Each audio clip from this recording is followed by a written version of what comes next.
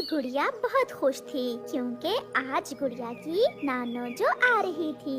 People के बड़े पेड़ पर बैठी गुड़िया अपनी नानो का इंतजार कर रही थी और फिर उसे दूर से ही अपनी नानो आती हुई दिखाई देती है और वो खुशी से उछलने लगती है। नानो आ गई, नानो आ गई। ऐसे कहते हुए गुड़िया उड़कर अपनी नानो की तरफ जाती है। नानो, मैं सुबह से ही आपका इंतजार कर रही थी। बहुत गर्मी थी गुड़िया बेटी, बहुत मुश्किल से यहाँ तक पहुँची हूँ। फिर गुड़िया और उसकी नानो घर आ जाती हैं। गुड़िया की मम्मा नानो को ठंडा लाल शरबत देती है। बारिश हुए भी काफी समय बीत गया है, इसलिए गर्मी बहुत बढ़ गई है। नानो, नानो, मेरे लिए क्या लाई है? मैं अपनी गुड़िया के लिए लाई हूँ छोटी सी गुड़िया। ये कहते हुए गुड़िया की नानो अपने थैले से गुड़िया को एक गुड़िया निकाल कर देती है, जिसे देखकर गुड़िया बहुत खुश होती है। माँ, सब पड़ोसी ठीक थे क्या? हाँ बेटी, सब ठीक थे। तुम तो आई नहीं मुझसे मिलने, सोचा मैं ही मिल आती हूँ। फिर वो सब ऐसे बातें करते हैं। फिर शाम को गुड़िया की मम्मा नानो को खाना देती है। मम्मा, मैं भी खाना नानो के साथ ही खाऊंगी। हाँ हाँ, क्यों नहीं, मेरी बेटी मेरे साथ ही खाना खाएगी और मैं नानो के साथ सोऊंगी भी। फिर गुड़िया और उसकी नानो खाना खा लेती हैं। उन दिनों गर्मी भी बहुत बढ़ रही थी और जंगल में मच्छर भी बहुत था। पहले तो वो सब बैठकर बातें करते रहते हैं, मगर जब गुड़िया की मम्मा सोने के समय अपना पंखा चलाती है तो वो खराब था। एक धुआं सा निकलता है और थोड़ा सा चलने के बाद पंखा बंद हो जाता है। ये क्या हुआ गुड़िया बेटी, इस पंखे को भी आज ही खराब होना था। मम्मा, पंखे की तार जल गई है। उधर मच्छर भी नानो के गिर्द गिर्द था। लगता था मच्छर तो आज गुड़िया की नानो को उठाकर ही ले जाएगा। रानो बेटी, यहाँ तो मच्छर बहुत है, मैं बहुत थकी हुई हूँ, कैसे नींद आएगी? आप चिंता न करें माँ, मेरी पड़ोसन कवि के घर में एसी लगा हुआ है। आज की रात हम सब वहाँ चले जाते हैं। फिर वो सब गोरी कवि के घर चले जाते हैं। गोरी बहन, मेरा पंखा भी आज ही खराब होना था। माँ जी आई हुई है, मच्छर तो सोने नहीं दे रहा था, इसलिए आज की रात हम आपके पास ही रुकेंगे। गोरी तो चुप रहती है, मगर कालू कौवा जो थोड़ा सा गोरी कौवी से अच्छा था कहता है। हाँ हाँ चिड़िया रानी, ये घर भी आपका अपना ही है।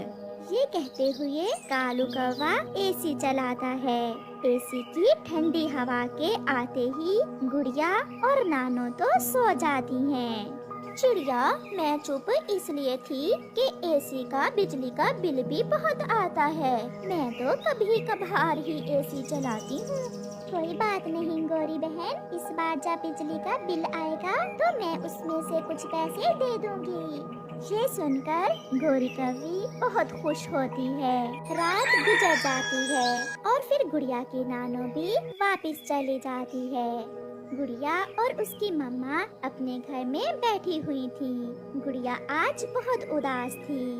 कल इस समय नानो रास्ते में हमारे पास आ रही थी। मुझे पता है बेटी, आप बहुत उदास हो, चिंता ना करो। जब गर्मियों की छुट्टियां होंगी तो मैं आपको ले जाऊंगी नानो के पास। ये सुनकर गुड़िया खुश हो जाती है। ऐसे ही कुछ दिन गुजर जाते हैं। अब तो गोरी हर रोज ही एसी चलाकर सोती थी। उसके पति ने पूछा तो कहने लगी, बिजली का आधा बिल चिड़िया देगी इस बार, तो फिर हम क्यों गर्मी में मरें? वो अपनी माँ के साथ एक रात सोई थी एसी में, और फिर आधा बिल क्यों देगी? तुम चुप रहो, मैं ले लूंगी चिड़िया से। ये कहते हुए गोरी सो जाती है।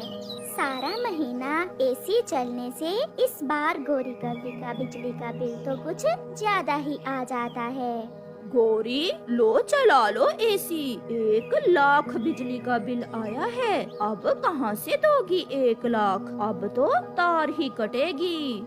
लाओ ये बिल मुझे दो, मैं अभी चिड़िया के पास जाती हूँ। फिर गौरी कव्वी अपने पति से बिजली का बिल पकड़कर चिड़िया के घर जाती है। चिड़िया, एसी में सोना आसान नहीं है, पूरा 1 लाख बिजली का बिल आया है। गौरी बहन, हम जैसे गरीब पक्षी तो पंखे में ही ठीक है, भला कहाँ से दे कोई 1 लाख बिजली का बिल।